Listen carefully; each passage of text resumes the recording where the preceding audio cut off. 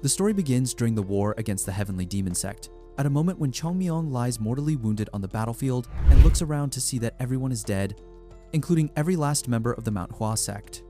Around 20 sects, among them the 10 great sects, have formed an alliance to defeat the leader of the heavenly demon sect, Chanma. Yet none of them survive, leaving the battlefield covered in corpses with only 2 figures still standing. Unable to remain calm in the face of this reality, Chongmyong glares at Chanma, who is also severely wounded but remains disturbingly calm, his expression lacking even the slightest trace of agitation despite the state of his body. Chongmya begins to speak and remarks on the tragedy of his fate, saying that if Chongmyong had managed to survive this place, he could have become the famous swordsman remembered for killing Chonma himself. Even as pain tears through his body, Chongmyong forces himself to stand and orders Chonma to stop talking. Yet Chonma continues without pause, telling him that he should feel pride in being the one who struck the final blow and finally acknowledge his blade as the greatest of all. Overcome with rage, Chongmyong pulls the sword lodged in his own body free, shouts once more for Chonma to shut up, and rushes toward him despite his failing strength. And as Chongmyong approaches, Chonma briefly regrets not being able to live one more day, believing that with that time, he might have truly become worthy of the name Chonma. Yet he accepts his fate and declares that one day the heavenly demon sect will return and conquer the world. At that moment, Chongmyong cuts off the head of Chonma. With Chongmya dead, the war officially comes to an end. But Chongmyong is also nearing death as his injuries continue to worsen, and his thoughts turn to the future of the Manhwa sect. All the elders and senior disciples have died in this war, leaving only children behind. And he asks himself whether he could have saved them if he had trained more seriously. Unable to stop himself from wondering whether the deaths of Manhwa's disciples have any meaning at all. Eventually, his strength gives out completely, and Chongmyong dies. As his consciousness fades, flashbacks of his life surface in his mind, and he remembers the day he was discovered as a baby in front of the gates of Mount Hua, followed by memories of his training as a disciple and the countless reprimands he received from Jangmoon. He recalls how he never followed the rules, and how he received his title despite never training with full seriousness. And within these memories, he hears Jangmoon asking whether he has any regrets. Chongmyong answers that he does, saying that if he had trained more seriously, he might have saved more people. But Jangmoon replies that there is no need for regret because Mount Hua will live on. Suddenly, Chongmyong wakes up after being struck on the head, and for a brief moment he believes Chonma stands before him, only to realize that he has been hit by a beggar wielding a bamboo stick. Unable to understand why a beggar is threatening him, Chongmyong grows irritated, and when the beggar raises the stick again, he becomes convinced that he can easily block the attack and teach the beggar a lesson. Just as he reaches out to stop the blow, he realizes too late that this body is not his own, as it is far too small and weak, and the strike lands, leaving him beaten on the ground. During the beating, a beggar boy named Guchil passes by, glances at him, and leaves without stopping. Once the beating ends and Chongmyong is left alone, anger builds within him as he realizes that, for the first time in his entire life, he has been beaten so violently, and by a beggar. And as he begins to analyze his situation, he comes to understand that he has been reincarnated into the body of a young child, while retaining the memories of his previous life. Guchil later returns and asks whether he is alright, but Chongmyong immediately begins questioning him, first confirming that Guchil is indeed a beggar, a fact that only irritates him further. He then asks whether Guchil knows Chongmya, and Guchil initially assumes that the beating has left Chongmyong confused, but when Chongmyong insists, he finally answers that Chonma was the leader of the heavenly demon sect who died 100 years ago. Chongmyong begins shouting and orders Guchil to swear that he is not lying. And as the truth slowly sinks in, Chongmyong struggles to accept it, unable to understand why he reincarnates so late. When he realizes that he is now completely alone, his thoughts turn to the Mount Hua sect, and he asks Guchil about it, only for Guchil to say that he does not recognize the name and that no sect called Mount Hua exists among the 10 great sects. Hearing this, Chongmyong is left in shock, unable to understand how such a thing could be possible. After learning that the 9 martial arts schools no longer include the Mount Hua sect of Shanxi, Chongmyong stands frozen in disbelief. He repeatedly questions the beggar boy, Guchil, unable to accept that his sect, one of the most famous in the world, has vanished from history. He grabs Guchil with the shirt, shaking him as he demands answers, insisting that Mount Hua once stood alongside great powers like Wudang and the Nangang clan. Guchil struggles to recall anything concrete, and only mentions having vaguely heard of such a place in Shanxi province that might once have existed. Guchil adds that the place called Mount Hua was destroyed, and those words strike Chongmyong deeply, and his thoughts race as memories of his sect surface. and he struggles to comprehend how a school of such prestige could disappear entirely. He releases Gu Chil, who falls to the ground, and declares that he will not believe this until he sees it with his own eyes. Determined, Chongmyung announces that he will go to Mount Hua himself. Gu Chil calls him insane and tells him to leave and beg elsewhere if he does not want to be beaten again. Before leaving, Chongmyung asks a few more questions. He asks about the body he now inhabits and learns that its previous owner was also a beggar with no real name, but is called Chosam. When he asks about age, he is told that beggars do not keep track of such things. Chongmyung then asks for the beggar boy's name and the name of the man who beat him. He learns that the beggar boy is Gu Chil and that the beggar chief is Jongpal. Chongmyung memorizes these names and vows to repay both kindness and insult many times over in the future before walking away. Chongmyung asks for directions to Mount Hua from Shanxi and immediately sets off, only to realize how weak his current body is. After running a short distance, he collapses from exhaustion, shocked by how fragile this child's body is compared to his former self. Lying on the ground, he reflects on how absurd it would be to die before even reaching Shanxi. Accepting reality, he concludes that he must rebuild his physical foundation from the beginning. Recalling his past life, Chongmyung remembers how he neglected basic training despite his master's insistence and regrets not spending more time on fundamentals.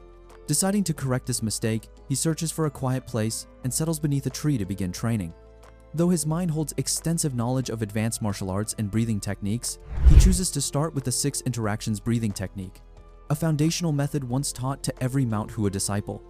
And as he cultivates, Chongmyung carefully cleanses and stabilizes the chaotic energy within his body, gathering it into his dantian. He succeeds in forming a stable foundation, but exhausts himself in the process and collapses again. Frustrated, he recalls his master's voice, scolding him for acting without thinking, reminding him that patience is essential. Later, while eating a bun in the market, Chongmyung is confronted by beggars who accuse him of begging in their territory. The beggar chief demands his food and earnings, claiming authority. Chongmyung mocks them for trying to steal bitten food and stands up despite his incomplete recovery. Using his limited strength and control, he easily defeats one of the attackers, shocking the others. Declaring himself as a disciple of the Mount Hua sect, Chongmyung subdues the group and forces them to kneel. Though they call him Great Beggar, he expresses irritation at the title and questions them about the fastest route to Shanxi. When they claim ignorance, Chongmyung laughs along with them before suddenly threatening them, warning them that next time they must answer clearly or die. Terrified, the beggars flee. Sometime later, in a quiet sect residence, an elder is gazing out at the mountains, and just then, his subordinate, Unam, approaches him. Unam reports that a child has requested an audience with him. Curious, the elder agrees to meet him. When the door opens, Chongmyung steps forward, introduces himself respectfully, and states his desire to join the Mount Hua sect. The flashback showed how Chongmyung had reached the Mount Hua sect of Shanxi after a long and exhausting climb. He had leaned on a staff as he struggled up the mountain, because the shortcut suggested by beggars had been useless. He had been forced to rely only on his will, gripping rocks as stones slipped and fell beneath him. Even though he was afraid and completely exhausted, he had continued climbing, believing that effort alone could carry him forward. When he finally reached the top, Chongmyung had been deeply unsettled by the sight that greeted him. The wooden sign that once marked Mount Hua was gone, and the surroundings felt empty and unfamiliar. He remembered how carefully the sign had been maintained in the past and could not understand how it had disappeared. Muttering that the sight was enough to drive someone mad, he reached the gate just as it opened, revealing a Taoist disciple who stared at him in disbelief at the sight of a child standing there alone. Chongmyung had asked whether the man belonged to Mount Hua, and he felt brief relief when the answer was yes, realizing that the sect had not completely collapsed. Although Mount Hua was no longer accepting new disciples and did not welcome outsiders, the Taoists decided it would be wrong to send a child back down the mountain in the cold after such a climb. Unam then escorted Chongmyung inside. And as Chongmyung walked through the sect grounds, his unease grew. The training grounds were dirty, the blue jasper paving was cracked, and several familiar buildings were missing. He hid his shock and politely said that the view was still beautiful, while realizing that Mount Hua must have sold many of its possessions because of poverty. When he noticed that an entire palace was gone, he asked why the area looked so empty. Unam hesitated and admitted that a palace had once stood there but refused to explain further, clearly embarrassed. They continued to the Jade Palace for an audience, following Taoist customs. Inside, Chongmyung was even more distressed when he saw that the sect's treasured relics were gone. He remembered valuable offerings from emperors, sacred scrolls, and ancient artifacts, all of which had disappeared. and his shock reached its peak when he asked about the white plum blossom ornament, a symbolic relic of Manhwa, and learned that it had been sold to a merchant because it was considered useless. Unable to endure it any longer, Chongmyung had collapsed to his knees. He remembered Manhwa's former greatness and the true meaning of the white plum blossom, which had symbolized purity and perseverance rather than wealth. Unam rushed to support him, confused but realized the boy was okay. Chongmyung then bowed deeply and begged Unam to meet the sect leader. In present, Chongmyung is brought before sect leader, who questions him about his knowledge of Manhwa and his reasons for coming. Chongmyung realizes that openly revealing his true identity is impossible, so he presents a fabricated story. He claims to be connected to Chungjin, a Manhwa disciple who disappeared during the war against Chunma. He explains that Chungjin was gravely injured and rescued by a woodsman, whom he later accepted as a disciple out of gratitude. Chongmyung claims that he is the descendant of that woodsman and therefore a rightful inheritor of Manhwa's teachings. Internally, Chongmyung believes this story places him on equal generational footing with the sect leadership, giving him leverage, though he doubts it will be accepted easily. He prepares himself for rejection, but to his shock, sect leader calmly agrees to accept him as a disciple. Unam objects, reminding sect leader that they are not accepting new students, but sect leader insists that fate is unpredictable and that those who seek shelter should not be driven away. Chongmyung is stunned by how easily he is accepted, expecting far more suspicion. Sect leader explains that anyone willing to come so far and show familiarity with Manhwa must have a genuine connection to the sect. He orders Unam to provide Chongmyung with shelter and prepare for his initiation. Though outwardly calm, Chongmyung is dissatisfied.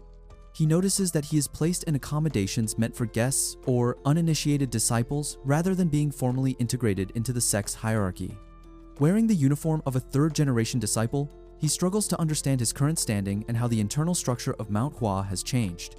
While exploring the corridors out of curiosity, Chongmyung enters a room, only to be suddenly confronted by an older disciple who accuses him of trespassing and calls him a thief.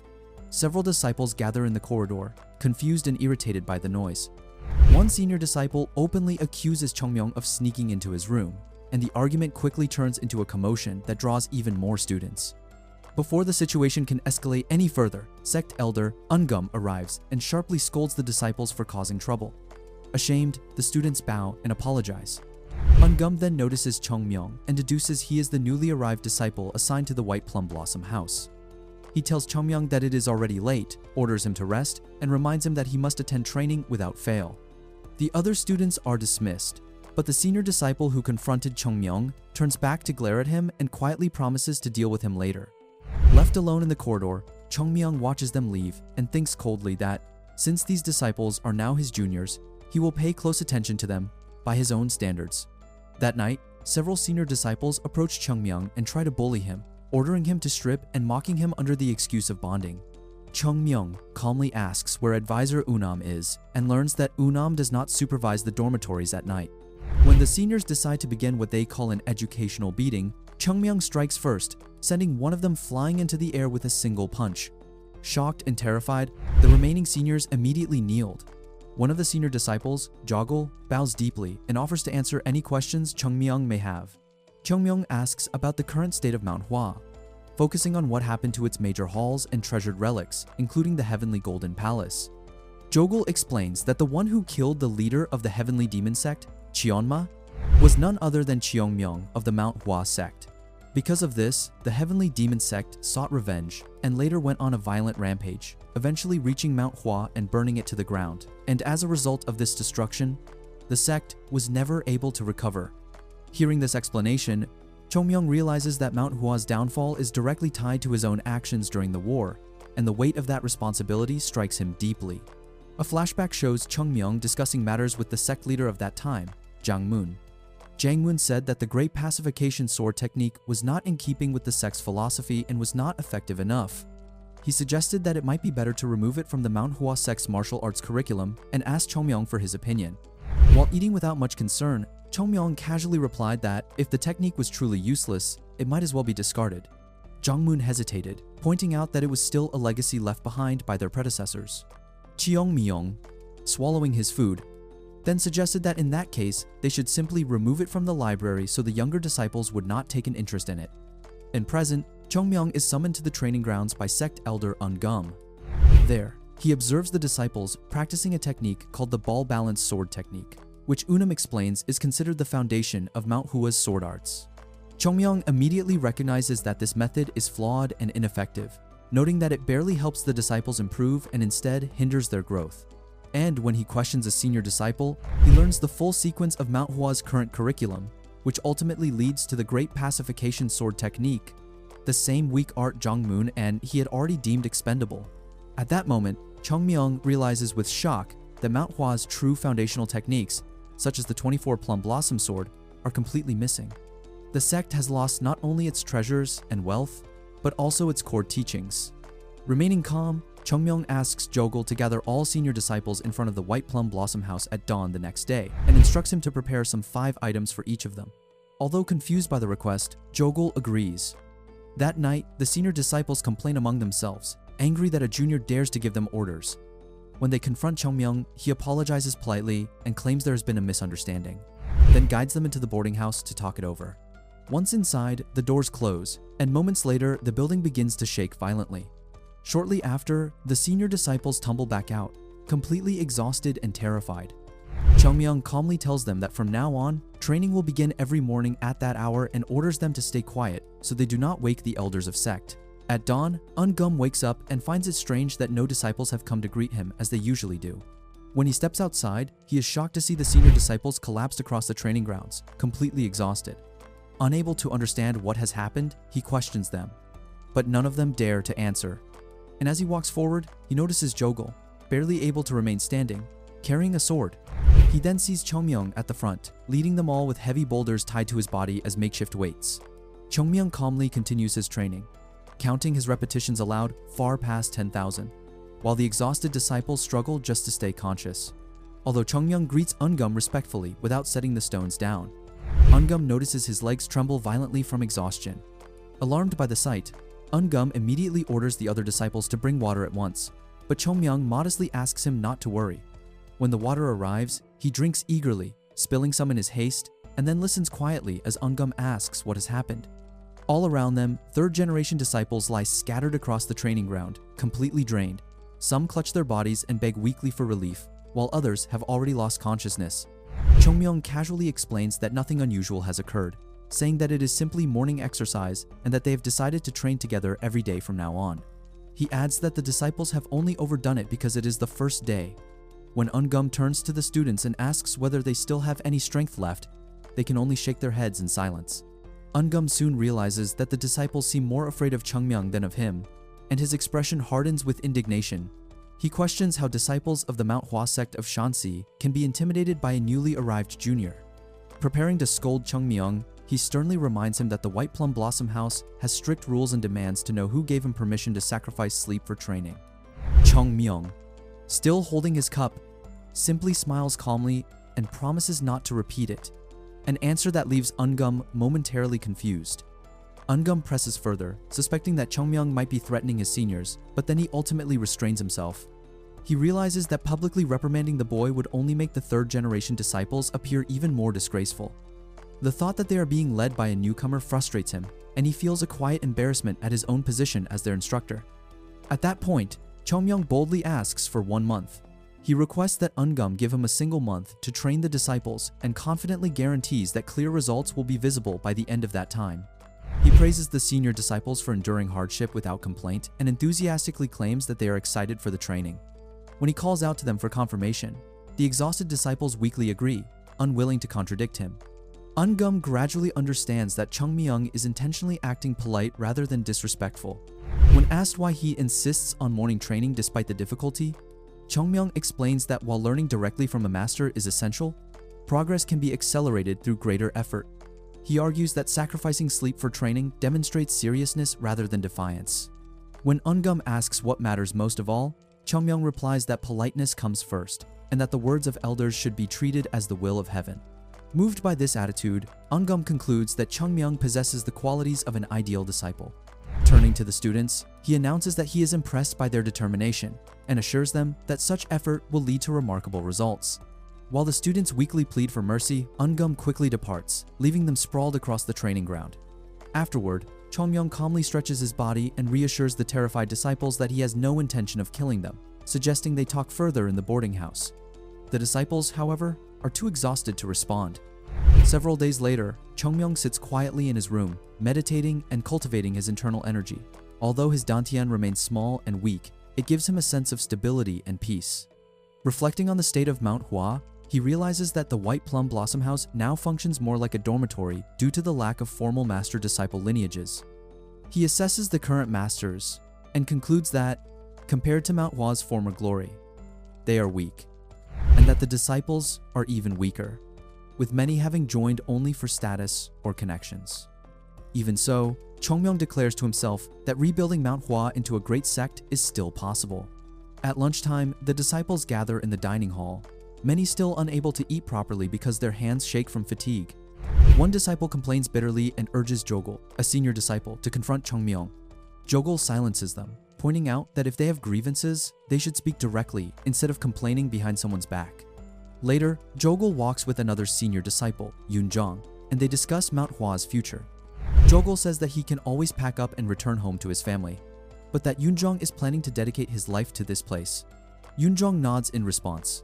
Jogul then confesses that he once believed the sect was finished, but after witnessing Chongmyong endure training even harsher than anyone else, carrying heavier loads without complaint, he has changed his mind and has resolved to become strong enough for the entire world to recognize him. Yunjong smiles and says that he feels the same way too. From the branches of a plum tree, Chongmyong listens to their conversation and feels satisfied, believing they are finally ready. But that brief calm ends abruptly as loud demands echo from the sect gates. A crowd arrives carrying torches and aggressively calls for the sect leader to come out. Before anyone can respond, they force their way into the Mount Hua sect grounds. Terrified Taoists try to block them and explain that such behavior is unacceptable, but the intruders push forward regardless. Watching from the plum tree, Chongmyong narrows his eyes, wondering how the gates are breached and what kind of trouble has come to Mount Hua. The men shout that they have waited long enough and that there is no more time, demanding that their money be returned immediately. From the tree overlooking the scene, Chongmyong watches in shock and shouts in his mind that they never told him the sect was in debt. The men near the entrance shout that the sect leader is shameless for hiding and refusing to come out, continuing to advance while calling for him. After repeated demands, the sect leader finally appears at the door. The merchants immediately accuse him. The sect leader raises his hand and calmly asks why such important guests have come so late to such a remote place. Watching carefully from above, Chongmyong notices that every movement and every word of the sect leader carries a thin but steady aura. One of them steps forward and greets the sect leader, revealing himself as Munyon Gong, the owner of the Kong Pavilion. The sect leader replies that he never expected Munyon Gong to come in person. Munyon Gong laughs and says he is embarrassed to visit for such a matter, but was pressured by others to do so, adding that he never wanted to climb Mount Hua again. The merchants explain that the agreed repayment deadline has long passed and that, according to the contract, the debt should have increased by half by now. They claim they have tried to be patient out of gratitude, since the Mount Hua sect once saved their lives many times. However, Munyon Gong declares that patience has run out and sets a final deadline of 7 days. If the debt is not repaid, they will confiscate the Mount Hua temple. Later, Chongmyong hears from Jogul and another third-year disciple that the merchants are from Huayan Prefecture. Jogul confirms that Huayan Prefecture is the town located directly below Mount Hua, and the other disciple agrees, recalling that he once visited the area while traveling with his father during his merchant days. Jogul begins to wonder whether this means that the sect borrowed money from merchants in Huayan Prefecture. The third-year disciple admits that he is not certain, but he mentions that he has heard of Munyon Gong before. He explains that Munyon Gong is the owner of Tewa Pavilion in Huayin, the largest tavern in the area, and that Munyon Gong is known as a powerful merchant who runs many businesses through that establishment. Hearing this, Chongmyong reacts sharply. He remembers that Tewa Pavilion originally belonged to the Mount Hua sect itself. Grabbing the third-year disciple, he presses him for confirmation, and the frightened disciple confirms that Munyon Gong does indeed run Tewa Pavilion, that he lent money to the sect, and that he is now attempting to take over the entire sect grounds. At that moment, Chongmyong realizes that something is deeply wrong. He understands that the situation was planned from the beginning, with Munyon Gong deliberately positioning himself to profit from Mount Hua's decline. Chongmyong calls Jogul aside and reminds him of their earlier conversation, asking him to bring something immediately. Though confused, Jogul runs to retrieve it. When he returns, he asks what Chongmyong plans to do with it. Chongmyong removes his outer clothes and changes. He quotes a Buddhist proverb, "If one meets the Buddha, one must kill the Buddha. If one meets one's ancestor, one must kill the ancestor." He explains that to reach the true path, one must violate even the path itself. Now dressed in a black robe with his face hidden, Chongmyong declares that he is going to seek the truth. He then leaps over the wall and leaves the sect, ignoring the shocked shouts of his comrades behind him. Elsewhere, Munyeonggong and his associates drink and talk comfortably, confident that Manhwa has no escape. They discuss how the sect's debt has exceeded 100,000 and joke about how puzzled the sect leader looked when Munyeonggong appeared personally.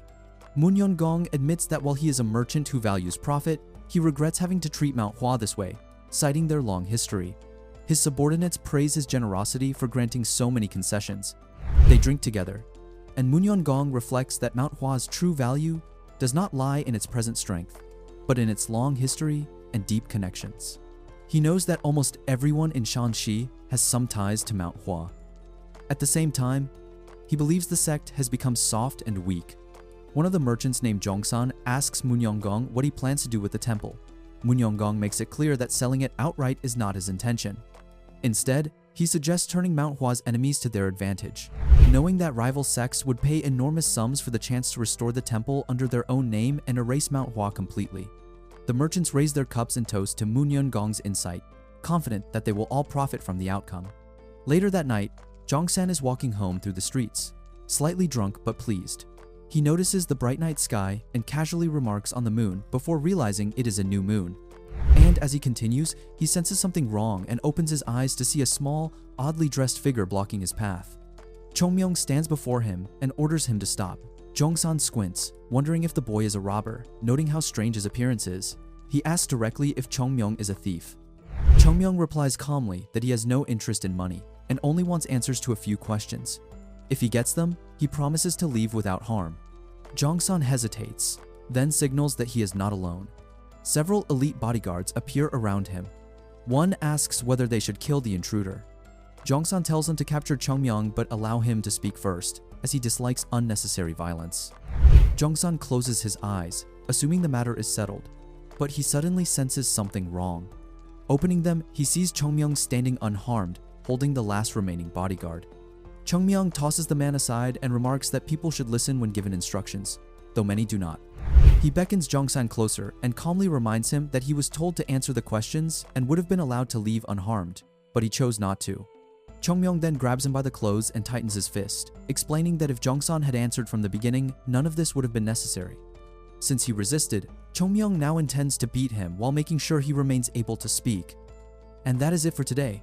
If you enjoyed this recap, don't forget to subscribe, hit the like button, and drop your thoughts in the comments. Until next time.